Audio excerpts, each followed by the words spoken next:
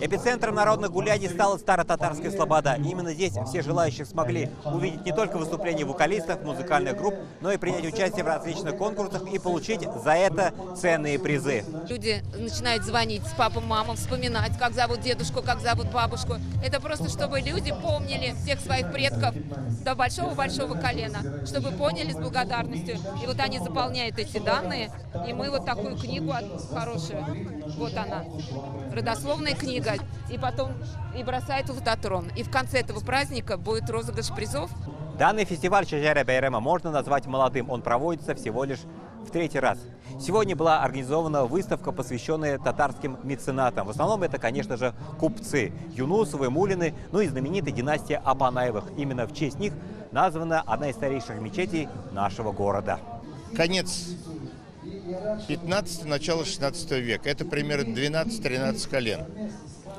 Мы докопались до 1500-х годов, еще до того времени, когда Иван Грозный брал Казань.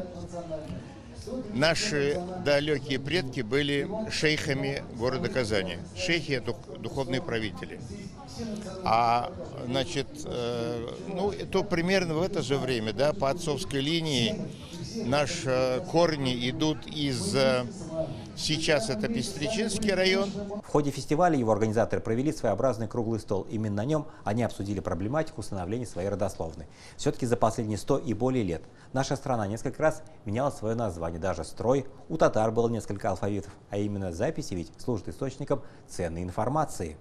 Ведь у нас как получилось? Вот после революции многие архивы пропали. После Великой Отечественной войны тоже многие сгорели, просто некоторые исчезли.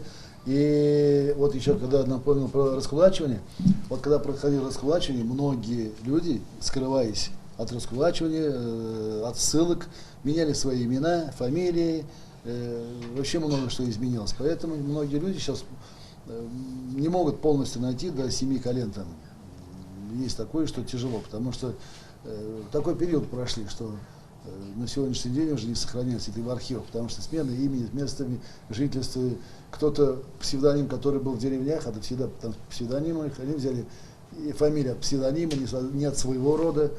Завершится фестиваль сегодня показом фильмов о родословной в 21:00. Произойдет это вот на сцене, на том мониторе, который установлен в сквере имени Зайни Султана, который является одним из основоположников татарского театра. Марсей Бикбаев, Максим Зуйков, телеканал «Эфир».